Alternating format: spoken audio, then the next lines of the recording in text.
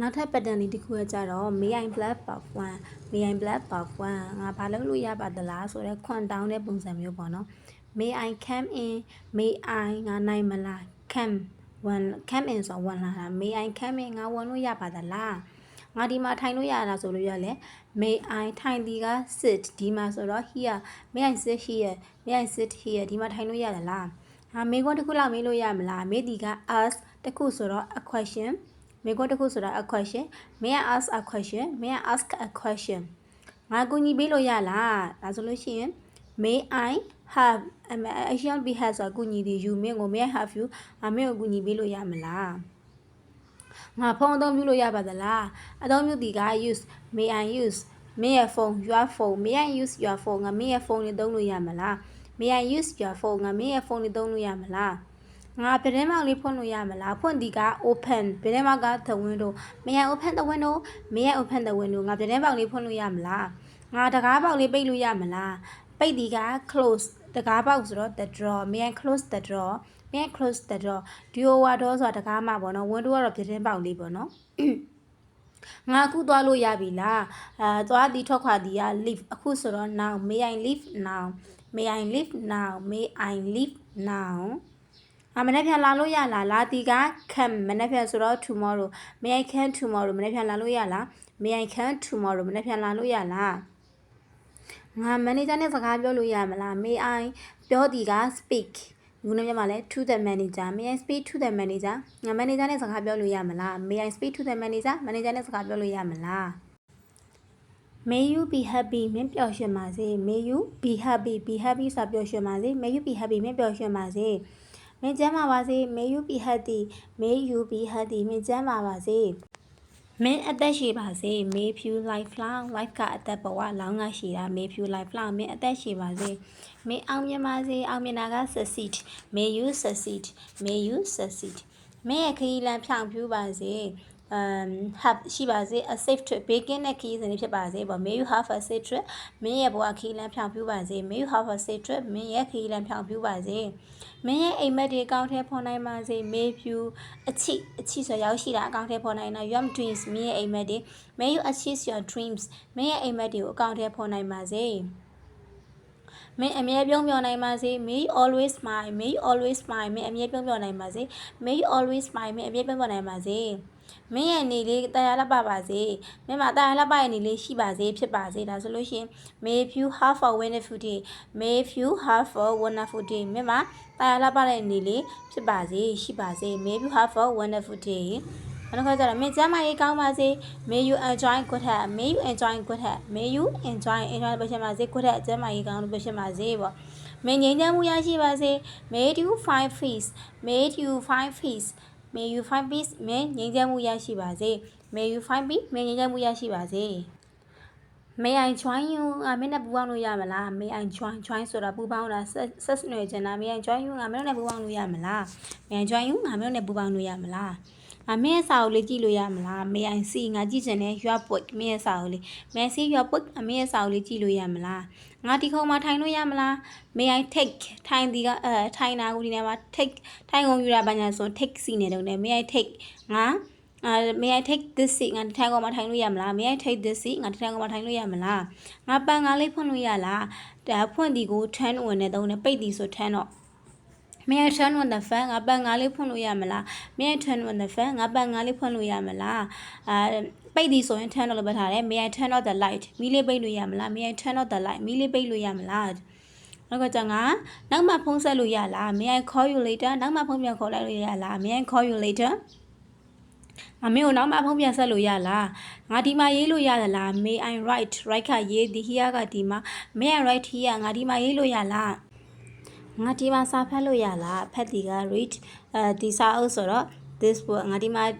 ငါဒီစာအုပ်ကိုဖတ်လို့ရလား may I read this book ငါဒီစာအုပ်ကိုဖတ်လို့ရလား may I read this book ငါဒီစာအုပ်ကိုဖတ်လို့ရလား may I watch TV ငါ TV ကြည့်လို့ရလား may I watch TV ငါ TV ကြည့်လို့ရလား may I take a photo ငါဓာတ်ပုံရိုက်လို့ရလား may I take a photo ဓာတ်ပုံရိုက်တာကို take photo လို့သုံးတယ် may I take a photo ငါဓာတ်ပုံရိုက်လို့ရလားငါကွန်ပျူတာသုံးလို့ရလားအသုံးဒီက use ကွန်ပျူတာကကွန်ပျူတာ may I use your computer may I use your computer ငါမင်းရဲ့ကွန်ပျူတာသုံးလို့ရမလား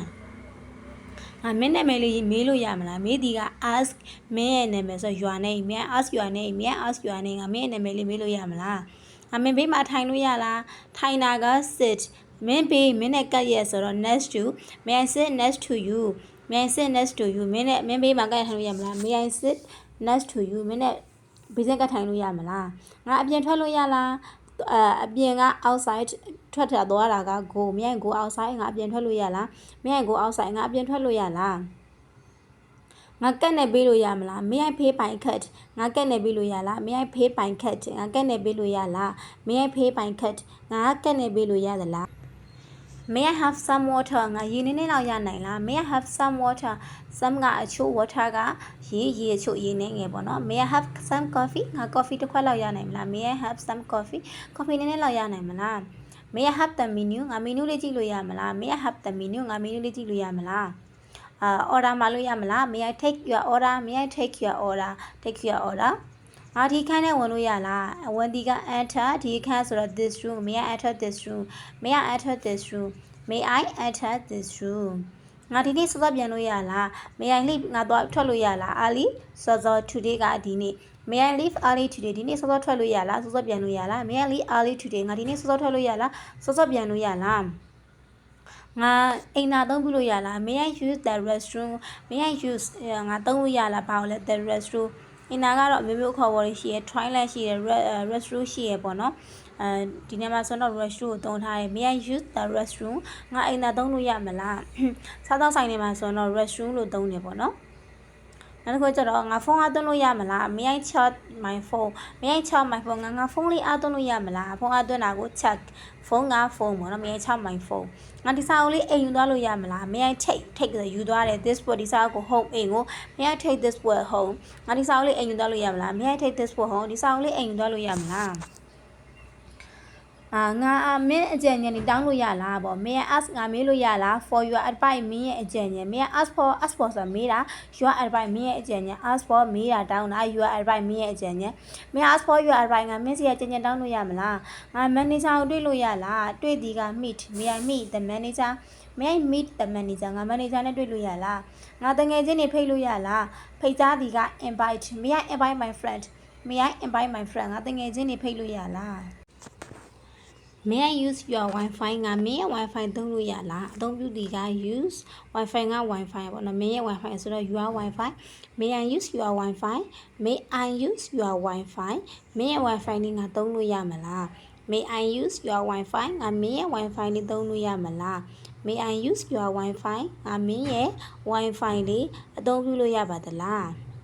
may I bring my bag inside ငါရဲ့အိတ်ကိုထဲယူလာလို့ရလား bring bring ကယူတယ် my bag ငါရဲ့အိတ်ကို inside အထဲကို may I bring my bag inside may I bring my bag inside ငါရဲ့အိတ်ကိုထဲယူလာလို့ရလားငါဒီမှာကားရက်လို့ရလားကားပါကင်ထိုးတာရက်တာကို park နဲ့သုံးတယ်ဒီမှာဆိုတော့ here may I park here may I park here ဒီမှာကားရက်လို့ရပါသလား may I park here ဒီမှာကားရက်လို့ရလားငါဒီဟာကိုစမ်းဝတ်လို့ရလားစမ်းလို့တာဟို try လို့သုံးတယ်ဒီဟာဆိုတော့ this try this one may I try this one ငါဒီဟာလေးစမ်းဝတ်လို့ရလား may I try this one ဒီဟာလေးစမ်းဝတ်လို့ရလား may I try this one ဒီဟာလေးစမ်းဝတ်လို့ရလားငါထိုင်ကိုပြောင်းလို့ရလားပြောင်းနေတာကိုချိန်ငါရဲ့ထိုင်ကိုဆိုတော့ my seat may I change my seat may I change my seat may I change my seat ငါထိုင်ကိုပြောင်းလို့ရမလားငါမင်းရဲ့ email လိပ်စာလေးရနိုင်မလား may I have ငါရနိုင်မလား your email address မင်းရဲ့ email လိပ်စာ may I have your email address ငါမင်းရဲ့ email လိပ်စာလေးရနိုင်မလား may I have your email address ငါမင်းရဲ့ email လိပ်စာလေးရနိုင်မလားငါအလုံနားရဲ့အခွင့်ယူလို့ရလားပေါ့နော်ငါအလုံနားရဲ့ယူလို့ရလားခွင့်ယူလို့ရလားလို့မေးစင်တာဒါကိုနားရက်ကို date off လို့သုံးတယ် date off ယူတာကို take may I take a day off ငါခွင့်တစ်ရက်လောက်ယူလို့ရမလား may I take a day off ငါခွင့်တစ်ရက်လောက်ယူလို့ရမလား may I take a day off ငါခွင့်တစ်ရက်လောက်ယူလို့ရမလားငါအခုစားလို့ရလား may I start now may I start now အခုစားလို့ရလား may I start now ငါအခုစားလို့ရလားစသည်က start အခုက now may I start now အခုစားလို့ရလားငါအာသွင်းကြိုးသုံးလို့ရလား may I use ငါသုံးလို့ရလားပါဦးလေ your charger မင်းရဲ့အာသွင်းကြိုး may I use your charger မင်းရဲ့အာသွင်းကြိုးလေးငါသုံးလို့ရလား may I use your charger ငါမင်းရဲ့အာသွင်းကြိုးလေးသုံးလို့ရမလား use ကအသုံးပြုတယ် charger ဆိုတာအာသွင်းကြိုး may I use your charger မင်းရဲ့အာသွင်းကြိုးလေးသုံးလို့ရမလားmay I မထုဆောင်လေးငါငှားလို့ရမလား may I ငှားဒီက borrow may I borrow your notebook မင်းရဲ့မှတ်စုစာအုပ် May I borrow your notebook ငါမင်းရဲ့မှတ်စုစာအုပ်လေးငားလို့ရမလား May I borrow your notebook မင်းရဲ့မှတ်စုစာအုပ်လေးငားလို့ရမလားငါလေးအေးပေးဆက်လေးဖွင့်လို့ရမလားဖွင့်ဒီက turn on May I turn on ဘာဖွင့်မှာလဲ air con ပေါ့နော် the air conditioner May I turn on the air conditioner May I turn on the air conditioner ငါ TV ပိတ်လို့ရမလားပိတ်ဒီက turn on the TV May I turn on the TV ငါ TV ပိတ်လို့ရမလား May I turn on the TV ငါ TV ပိတ်လို့ရမလား May I turn on the TV ငါ TV ပိတ်လို့ရလားငါတငယ်ချင်းကိုခေါ်လာလို့ရလား May I bring ငါခေါ်လာလို့ရလား my friend ငါရဲ့တငယ်ချင်း May I bring my friend May I bring my friend ငါရဲ့တငယ်ချင်းကိုခေါ်လာလို့ရလားငါဒီမှာစောင့်လို့ရပါသလားစောင့်တာက wait ဒီမှာက here May I wait here ငါဒီမှာစောင့်လို့ရလား May I wait here ငါဒီမှာစောင့်လို့ရသလား May I wait here ငါဒီမှာစောင့်လို့ရလားငါဒါလေးကြည့်လို့ရလား May I look ကြည့်တာlook at sorry look at ကြည့်တာဒီဟာလေးဆိုတော့ this May I look at this ငါဒါလေးကြည့်လို့ရမလား May I look at this ငါဒါလေးကြည့်လို့ရမလား May I look at this ငါဒါလေးကြည့်လို့ရမလားနောက်တစ်ခုကကျတော့ငါဒါလေးကင်ကြည့်လို့ရမလားကင်ကျင်တာကတိတိတို့ဒီထိတိကင်ဒီက touch ဒီဟာလေးဆိုတော့ this May I touch this May I touch this ငါဒါလေးကင်လို့ရမလားငါမက်ဆိုရေးလို့ရလား May I take note May I take notes May I take note ငါမက်ဆိုရေးလို့ရလားငါအခွင့်အရေးတစ်ခေါက်ထပ်ရနိုင်မလား May I have ငါရနိုင်မလား another chance နောက်ထပ်အခွင့်အရေးတစ်ခု May I have another chance ငါနောက်ထပ်အခွင့်အရေးလေးတစ်ခုရနိုင်မလား May I have ငါရနိုင်မလား another နောက်ထပ် chance ကအခွင့်အရေး May I have another chance နောက်ထပ်အခွင့်အရေးတစ်ခုရနိုင်မလားငါမင်းရဲ့အသက်လေးမေးလို့ရလား May I ask ငါမေးလို့ရမလား your age မင်းရဲ့အသက် May I ask your age ငါမင်းရဲ့အသက်လေးမေးလို့ရမလားငါအကြောင်းပြချက်လေးသိလို့ရမလား May I know ခေအောင်တမူနှုံးဆိုတာသိတာ May I know ငါသိခွင့်ရှိမလား the reason အကြောင်းပြချက်အကြောင်းရင်း May I know the reason ငါအကြောင်းရင်းလေးသိလို့ရမလားငါအစည်းအဝေးတက်လို့ရမလား May I join ငါတက်လို့ရမလား the meeting အစည်းအဝေး May I join the meeting ငါအစည်းအဝေးတက်လို့ရမလား May I join the meeting ငါအစည်းအဝေးတက်လို့ရမလားငါအကြံပြုလို့ရလား May I make a suggestion အကြံပြုချက်က suggestion ကအကြံပြုချက်ပေးနေတာဆိုတော့ make a suggestion May I make a suggestion ငါအကြံပြုချက်ပြုလို့ပေးလို့ရမလား May I make a suggestion ငါအကြံပြုလို့ရမလားငါဖုန်းလေးယူစစ်လို့ရလား May I check စစ်ဆေးတယ် your phone မင်းရဲ့ဖုန်း May I check your phone May I check my phone ငါဖုန်းလေးစစ်လို့ရမလားပေါ့နော်နောက်တစ်ခုကကျတော့ငါဒါကိုအိမ်ယူသွားလို့ရလား May I take this home May I take this home May I take this home ဒါလေးအိမ်ယူသွားလို့ရမလား May I take this home ဒါလေးအိမ်ယူသွားလို့ရမလားနောက်မှပေးလို့ရလား May I pay ပေးတယ် later ဆိုတော့နောက်မှ May I pay later နောက်မှပေးလို့ရလား May I pay later နောက်မှပေးလို့ရမလားငါမင်းကိုဖိတ်လို့ရလား May I invite you May I invite you ငါမင်းကိုဖိတ်လို့ရလားငါပြေစာလေးရနိုင်မလား May I have a receipt ပြေစာဆိုတာက receipt May I have a receipt ငါပြေစာလေးရနိုင်မလား May I have a receipt ပြေစာလေးရနိုင်မလားငါငွေသားနဲ့ပေးလို့ရလား May I use cash May I use cash ငါငွေသားသုံးလို့ရလားကိုကနည်းနည်းထပ်လို့ခြင်းနဲ့ထပ်တောင်းခြင်းနဲ့ဆိုပြီးတော့ May I have some more နည်းနည်းလောက်ထည့်ရနိုင်မလား May I have some more ငါနည်းနည်းလောက်ထည့်ရနိုင်မလားနည်းနည်းထည့်ရချင်တာကိုဘယ်လိုပြောလဲဆိုရင် May I have ငါရနိုင်မလား some ကနည်းနည်းအချို့ more ကပို့ပြီးတော့ထပ်ပြီးတော့ May I have some more ငါနည်းနည်းလောက်ထည့်ရနိုင်မလား May I have some more နည်းနည်းလောက်ထည့်ရနိုင်မလား May I sit by the window ငါပြတဲ့မောက်ဘေးမှာထိုင်လို့ရမလားထိုင်ဒီက sit ဝယ်ပြတဲ့မောက်ဘေးဆိုရင် by the window လို့သုံးပါတယ် May I sit by the window ငါပြတဲ့မောက်ဘေးမှာထိုင်လို့ရလား May I sit by the window ငါပြတဲ့မောက်ဘေးမှာထိုင်လို့ရမလား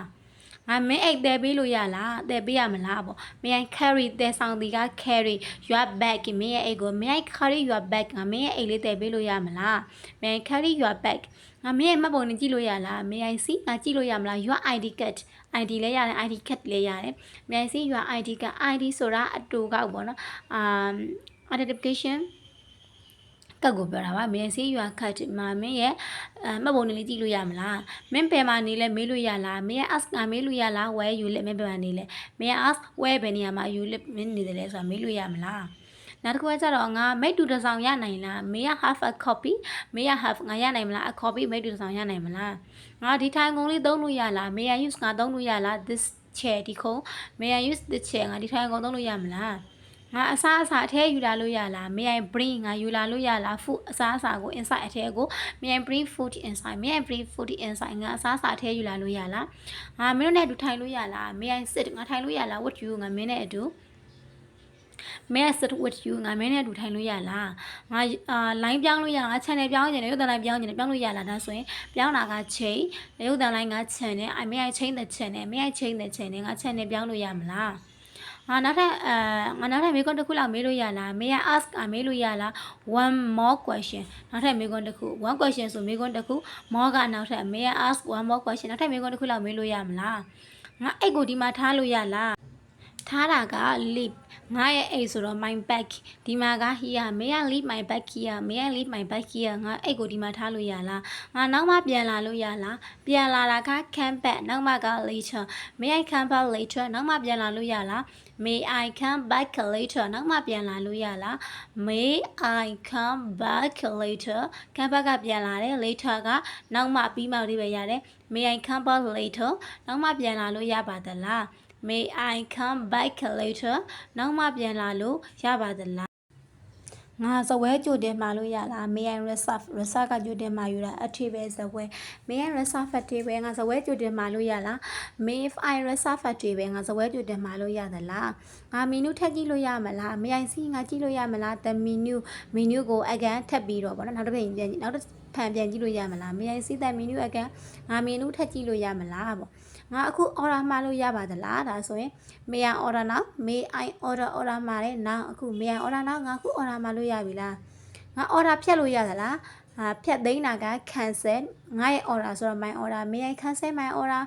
သားဆိုင်သွားလို့ကိုကတခုခုမထမင်းကြောင်မှာလိုက်တယ်ထမင်းကြောင်မစားချင်လို့ကိုကခောက်ဆွဲကြော်စားချင်တယ်ပြောင်းမှာချင်တယ်ဆိုရင် may I cancel my order